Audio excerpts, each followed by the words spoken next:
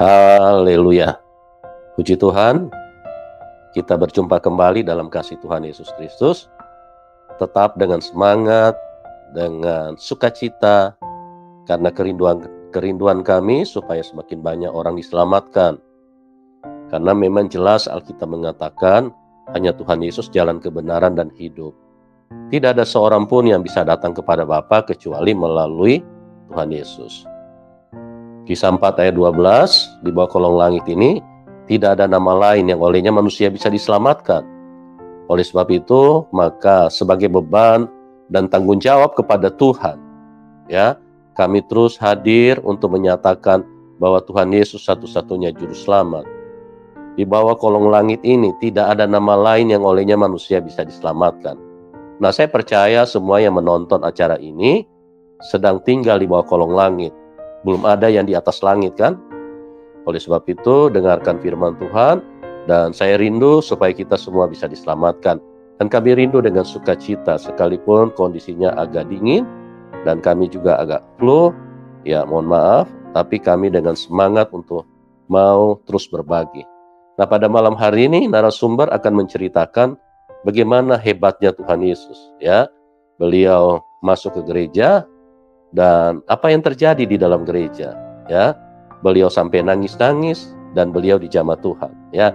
Kenapa beliau sampai masuk gereja? Kita dengar saja langsung dari narasumber. Ya. Shalom Pak Abah. Shalom, salam, ya, salam Pak Yusuf. Apa kabar, Abah? Puji Tuhan, baik Pak. Ya, terima kasih ya Abah sudah hadir. Dan Abah akan menceritakan kisah spektakuler bagaimana Tuhan Yesus Raja Damai, Tuhan Yesus yang berkuasa atas seluruh ciptaan di dalam manusia.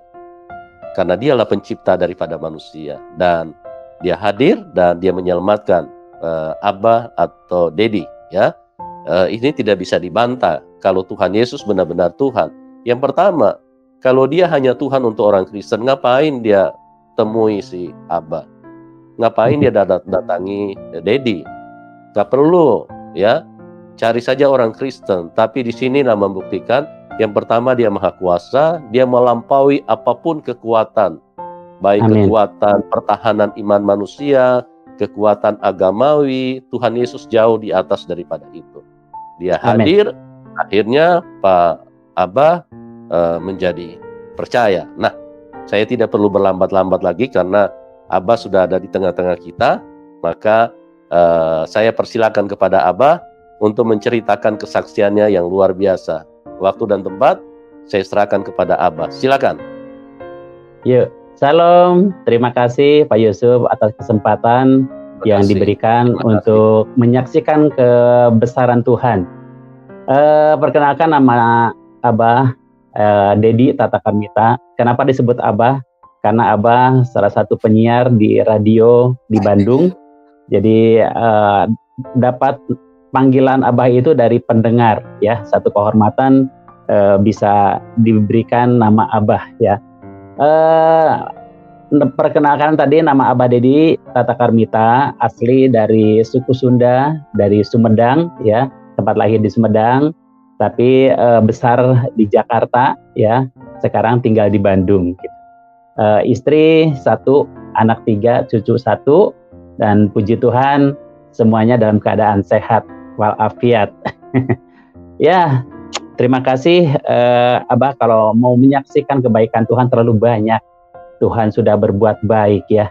Tetapi memang Abah akan bercerita tentang pengenalan akan Tuhan di awal kehidupan Abah, ya.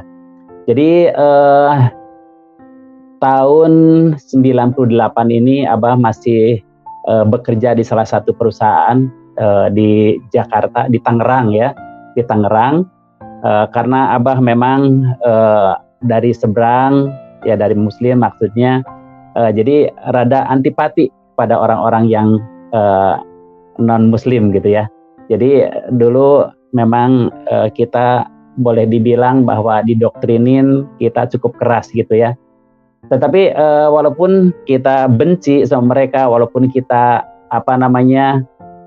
tidak menerima dengan kehadiran mereka, tapi mereka cukup tetap baik walaupun kita musuhin gitu, mereka tetap baik. Dan mereka bahkan di waktu 98 itu masa sulit ya karena resesi. Di situ justru Abah tidak bekerja, Abah kena PHK ya. Justru teman-teman yang bukan teman-teman Kristen ini yang membantu Abah untuk mencarikan pekerjaan gitu ya. Jadi 1 bulan 2 bulan tidak dapat pekerjaan karena kena PHK, karena memang waktu krisis itu sangat sulit. Akhirnya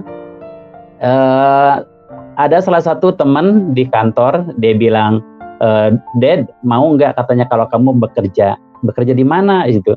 Bekerja di tante saya katanya. Tetapi tante saya katanya punya kantin di gereja gitu kan.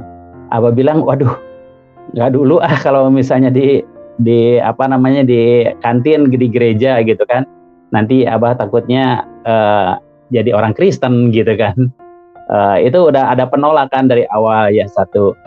Terus tapi tidak putus asa itu teman nawarin 1 bulan, 2 bulan, ke-3 bulan, dan kita memang betul-betul lagi butuh pekerjaan. Akhirnya bulan ke-4 Abah bilang, ya udah nanti saya coba masuklah gitu kan. Tapi jangan sampai kamu mengkristenkan saya gitu kan. Karena kan istilahnya saya udah punya agama gitu kan. Tapi memang akhirnya diambil pekerjaan ini, dan Abah ternyata dipakai untuk jadi driver sama jaga kantin gitu ya.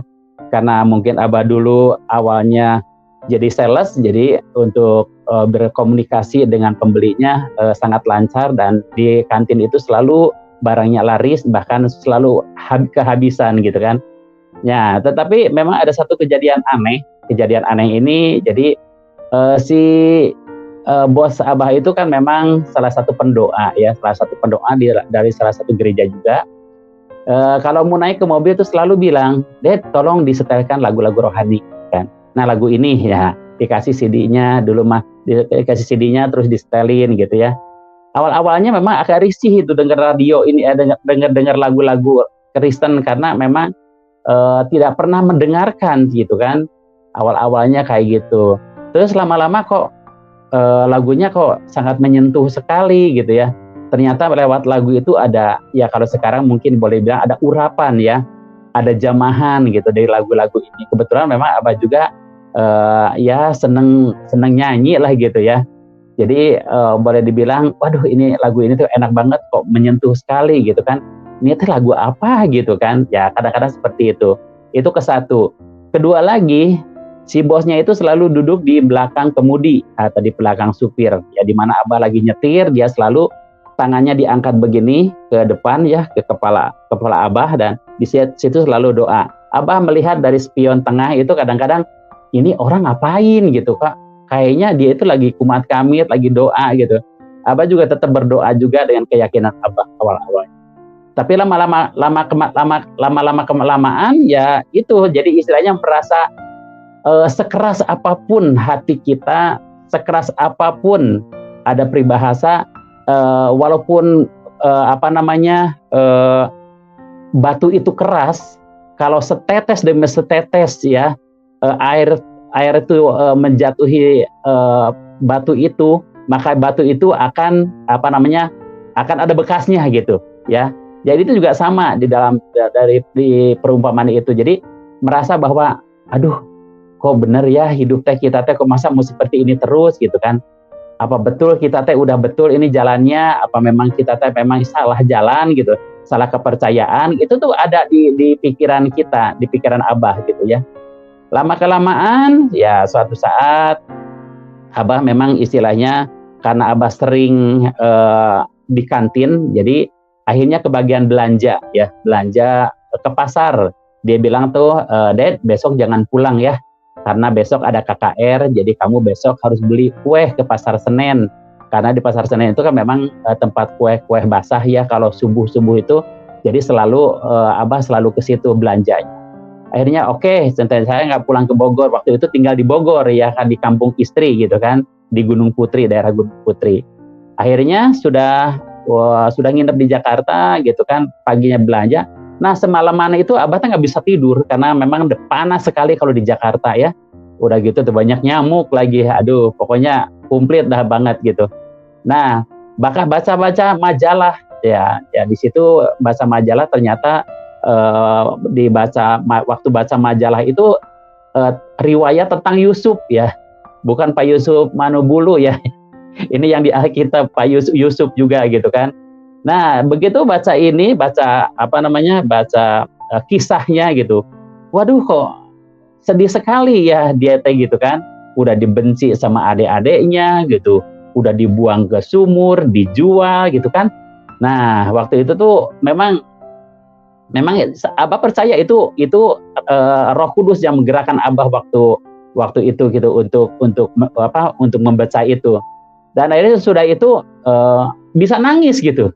Nangis kenapa gitu, kok bisa nangis, kok sedih banget gitu. Jadi ingat ke diri sendiri karena Abah memang dari kecil juga nggak sama orang tua, cuman dikasih juga ke orang gitu. Jadi kisahnya hampir mirip-mirip lah gitu kan. Udah gitu udah berjalan di waktu, pagi-pagi itu waktu mau ke pasar ya, si ibunya udah bangun, katanya nanti belanja ini, mungkin dia melihat mata Abah ya, lihat muka, loh kamu kenapa matanya kok pada bengkak gitu, kamu habis nangis ya, kamu nggak betah ya, enggak gitu, enggak apa-apa Bu, betah kok gitu kan, pokoknya tenang aja Bu, gitu, hari sekarang mau belanja dulu. Tetapi pengen cerita gitu, pengen cerita sama ibu, kalau misalnya itu teh kisah Yusuf teh siapa gitu kan. Akhirnya pas kita pulang dari belanja sampai ke rumah lagi, itu nggak bisa ditahan lagi untuk bercerita. Nah, ibunya bilang ke Abah, sudah kamu buka hati kamu ya, saya selalu mendoakan kamu supaya kamu percaya kepada Tuhan Yesus. Saya percaya kamu akan diubahkan sama Tuhan, kamu akan diberkati sama Tuhan gitu kan. Nah, ya dengan berjalan ya itu sih cuman mungkin menghibur aja kali pikir Abah gitu kan.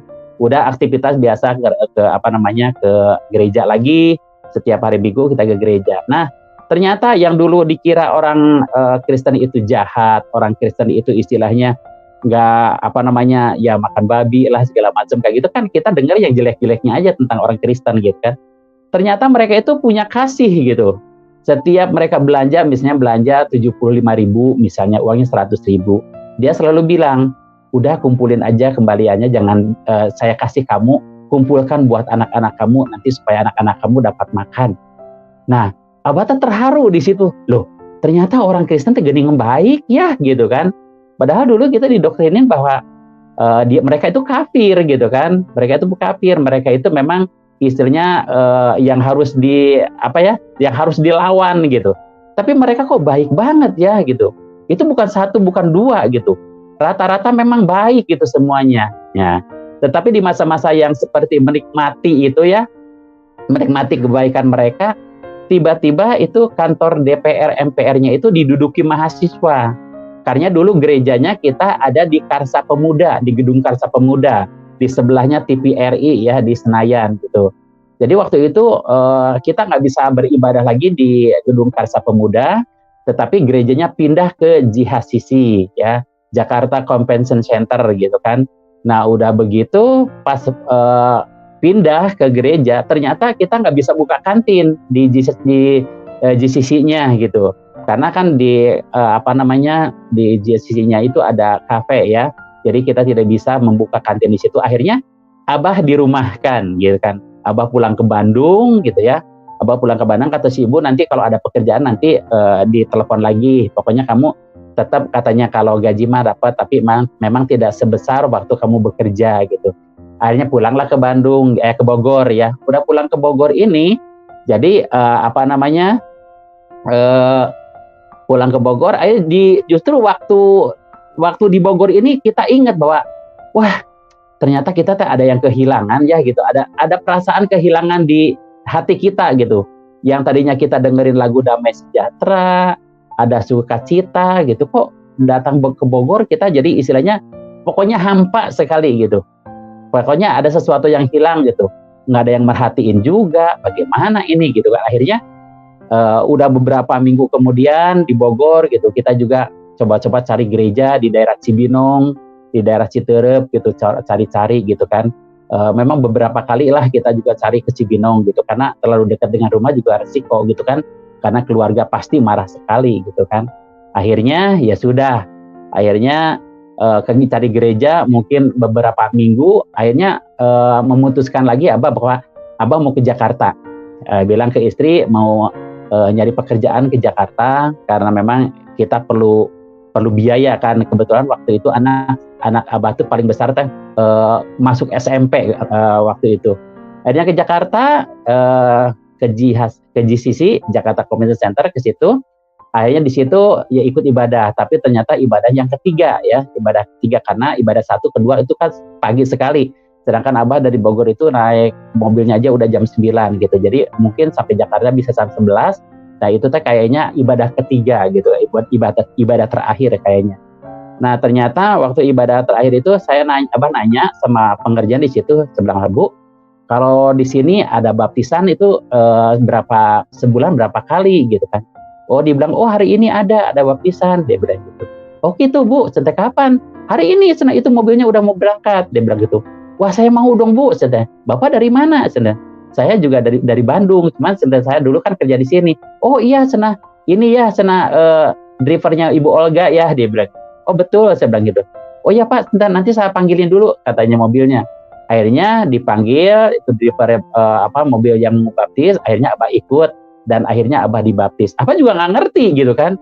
Abah juga nggak ngerti kok tiba-tiba pengen dibaptis gitu. Akhirnya udah dibaptis, nggak bawa salin, nggak bawa apa. Akhirnya pakai baju juga, ada baju dalam basah, celana dalam juga basah semua gitu istilahnya. Jadi ya basah-basahan lah pulang. Akhirnya dianterin lagi ke Jakarta Convention Center gitu. Udah di situ Abah bingung, ini mau gimana ya pulang ke Bandung, udah sore juga. Akhirnya telepon ke ibu ya, ke bos ini, telepon, Bu, saya ada di Jakarta. Oh di mana? Sebentar, saya lagi di gereja. Wah tadi saya ke gereja juga, tapi yang pagi. Cena. Jadi kamu yang keberapa? Kayaknya yang terakhir. Kenapa Cena kamu kok ke Jakarta? Iya Bu, saya habis dibaptis gitu. Dia kaget, loh kok kamu udah dibaptis? Katanya kamu udah ngerti belum? Cena gitu. Saya bilang udah Bu. Cena. Udah kamu sekarang katanya gini aja, kamu naik taksi aja, Cena. Dari gereja kamu langsung ke Kuitang biar nanti taksinya bayar di rumah.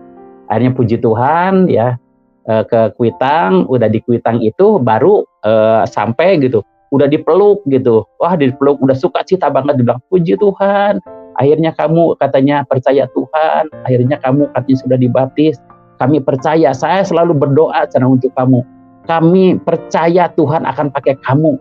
Nah pakai kamu luar biasa pokoknya nanti, dia bilang gitu. Sebelum itu amin. Ya itu mah udah ngerti, udah amin gitu kan. Ya memang istilahnya ada sebelum waktu dibaptis itu, memang waktu kita ada jualan di kantin gereja itu, memang waktu itu ingat banget hari Rabu karena ada Rabu pemulihan. Nah udah gitu selalu kan kalau udah masuk jemaatnya selalu sepi di kantin. Nah itu si security selalu ngajak, yuk deh masuk ke dalam yuk. Enggak nanti takut ada yang kenal ya. Saya bukan belum keyakinan saya beda gitu. Tapi waktu itu memang kayak ada dorongan, masuklah aja masuk gitu. Akhirnya ikut aja masuk, duduk kan paling belakang karena memang udah terakhir masuk, karena ini udah pertengahan ibadah kan. Tahu-tahu waktu itu teh pendeta yang di depan itu nanya, di sini siapa yang belum percaya Tuhan gitu kan. Akhirnya Abah nggak angkat tangan, dan memang Abah mah nggak percaya waktu itu kan. Nah ternyata Abah nunduk aja ya, mikir. Abah cuman doa juga pakai bahasa yang Abah punya gitu ya. Akhirnya tahu-tahu pas membuka mata itu si pendetanya itu ada di depan Abah gitu. Dia bilang tuh, kamu katanya akan dipakai Tuhan. Nah jadi banyak yang nubuatin waktu itu teh. Saya belum nggak bilang amin, tetapi waktu si ibu bilang sudah dibaptis kamu akan dipakai Tuhan, itu kayak peneguhan kedua kali gitu. Tuhan berbicara ke pendeta itu yang waktu sebelum dibaptis, kedua si ibunya ini yang waktu sudah dibaptis memperkatakan seperti itu lagi ya. Tetapi dari situ memang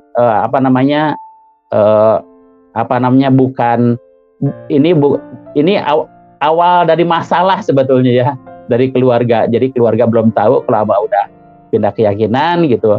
Akhirnya ya Abah minta sama Tuhan, Tuhan sok atuh kalau memang Tuhan Yesus ada, berkati saya teh pengen bekerja di mana aja, yang penting mah isinya jauh deh dari keluarga tetapi dekat sama Tuhan. Memang seperti itu mintanya sama Tuhan gitu kan. Yang penting mah saya bisa beribadah, saya nggak mau umpet-umpetan, saya nggak mau bohong sama keluarga gitu. Nah itu juga akhirnya ada temen juga yang dari kantor dulu bilang, karena saya udah di PHK kan, udah dirumahkan gitu kan, itu udah dirumahkan, terus dia bilang, Ded, gimana kamu udah kerja lagi belum? Coba gitu. Udah gini aja, cenah. Kebetulan ada saudara saya punya rumah di Bandung, tapi rumahnya kosong karena yang punyanya masih di Jerman. Jadi dia bilang tuh kamu boleh jaga rumah di sana, bersih-bersih lah, bayar listrik, bayar air gitu. Nanti kamu bersihin rumah itu. Saya bilang tuh ini dari Tuhan lah, pasti ini dari Tuhan. Akhirnya ya itu bilang ke istri saya mau pindah ke Bandung ya, mau pindah ke Bandung karena ada pekerjaan di Bandung. Nah disinilah awal dari salimnya. Aduh salimnya sangat berat banget, begitu pindah ke Bandung baru 1 bulan di Bandung akhirnya ketahuan gitu dari keluarga bahwa ada yang cari ke rumah, katanya bahwa saya sudah meninggalkan saya udah meninggal keislaman gitu, jadi masuk ke Kristen gitu. Waktu itu memang orang tua sangat marah sekali. Akhirnya disuruh pulang ke Bandung. Kamu pulang ke sini katanya. Tadi ada yang nyari kamu katanya dari gereja, bahwa kamu itu udah lama tidak ke gereja. Coba gitu. Apa betul kamu sudah pindah ke Kristen? Dia bilang gitu. Iya Pak, sebenarnya saya udah pindah ke Kristen. Balik sana, pulang sekarang juga. Sana gitu kan. Itu respon pertama tuh. Waduh, saya bilang gimana ketahuan nih gitu. Sama keluarga gitu, istri juga udah nangis terus kan, istri anak-anak juga udah pada tahu semua. Akhirnya dari Bandung, akhirnya kita konsultasi sama hamba Tuhan yang di Bandung. Dia bilang tuh jangan takut ya, yang penting kamu percaya bahwa Tuhan itu ada bersama kamu. Kamu percaya aja, kamu tidak akan ada yang menyakiti kamu. Roh Kudus yang menjaga, yang melindungi. Malaikat Tuhan membentengi, melindungi. Sekarang kamu doa Esther aja, puasa Esther gitu kan, puasa Esther aja. Akhirnya puasa Esther di Bandung itu hari ketiga Abah pulang ke Bogor. Nah disitulah di sidang pertama ya, di sidang pertama dari keluarga, wah istri minta cerai ya, mertua juga sangat marah sekali. Saya dicoret dari keluarga ya, dan akhirnya tidak ada kesepakatan bahwa mereka suruh pulang balik lagi, tapi saya tetap kekeh gitu ya, tetap bahwa Tuhan Yesus adalah Tuhan saya, karena orang lain tidak akan mengerti walaupun Abah bicara apapun, karena mereka kan tidak mengalami, tapi Abah mengalami sendiri bagaimana Tuhan menjamah, bagaimana Tuhan memulihkan, bagaimana Tuhan melindungi gitu kan. Dan akhirnya ya sidang pertama pulang ke Bandung, dipanggil lagi sidang kedua, sidang ketiga, sampai sidang ke-9 ya, sampai sidang ke-9. Malahan pernah bahwa kita kalau nggak salah sidang ke-7 mungkin sidang keluarga gitu kan, rumah mau dibakar kan. Wah itu teh benar-benar satu problema, istri ninggalin gitu kan, benar-benar itu satu boleh dibilang satu tantangan besar ya, apa kita mau balik lagi apa enggak. Tetapi Abah tetap bahwa Tuhan selalu ada buat Abah. Akhirnya waktu sidang ke-9 Abah harus pilih gitu kan, kalau kamu mau bawa istri ke Bandung boleh, tapi kamu harus nikah lagi dari secara Islam, karena kamu sudah keluar dari akidah Islam gitu, dia bilang. Saya bilang tuh saya tidak menceraikan istri saya. Bagaimana saya tidak pernah menceraikan istri saya, gimana harus kawin lagi gitu kan. Dia bilang kamu tetap harus nikah. Nah, waktu malam-malam itu mereka debat, bahkan ada dari mahasiswa Ibnu Khaldun juga memberikan penerangan lah gitu kan, bahwa Yesus itu bukan Tuhan tapi katanya nabi gitu kan. Pokoknya ngeri lah menghujat Tuhan seperti itu. Akhirnya yang ke-9 itu dia bilang, ya udah, saya bilang tuh saya nggak apa-apa lah, saya berserah aja sama Tuhan, apapun yang terjadi saya percaya pasti Tuhan memberikan kemenangan buat saya. Akhirnya oke lah gitu, nikah lagi secara Islam gitu kan. Nah, pagi-pagi udah siap-siap, jam 4 udah mandi, nah jam 5 lah kita udah ke Naib ya. Ke Amil dulu, kan ada Amil, Abah Naib coba gitu. Waktu Amilnya waktu datang ke rumah Amil, Abah cuma bilang gitu, Assalamualaikum, Waalaikumsalam. Nih, Bah, ini Pak, ini saya mau nikah lagi gitu kan. Dia bilang tuh, tahu-tahu anak yang dari mahasiswa Ibnu Khaldun dia bilang begitu. Jangan mau nikahin Dedi katanya. Karena dia begitu pindah ke Bandung, pasti dia Kristen lagi. Jadi kita yang dosa, katanya jangan mau ngawinin lagi. Akhirnya gagal. Puji Tuhan gitu kan. Akhirnya ke Naib ya. Naibnya kan memang gak begitu jauh rumahnya. Habis ke Naib. Nah, waktu semalam itu Pak Naibnya yang harus harus begini. Pokoknya dia yang membuat aturannya gitu. Pas pagi-pagi mau ke rumah Pak Naib ini, dari Amil kan ke Naib nggak lama, paling 5 menit lah. Udah sampai ke sana, Assalamualaikum, bapaknya ada, istrinya yang keluar. Aduh, mohon maaf, bapaknya katanya nggak bisa, tadi udah berangkat jam 4, karena katanya ada ziarah ke Tasikmalaya katanya, jadi tidak ada yang memimpin. Jadi bapaknya pergi tadi jam 4. Nah, dia bilang kalau ada tamu kesini bilang aja lagi pergi. Nah, udah di ujung tanduk gitu. Tapi Tuhan memberikan mujizat ya. Kalau misalnya udah telur itu di ujung tanduk banget, udah tinggal jatuh lagi gitu ya. Tapi Tuhan itu tetap bela anaknya. Abah diloloskan dari situ. Abah istrinya bilang sama orang tua, sama mertua, "Mah, tuh liatin," saya bilang gitu. Mereka mau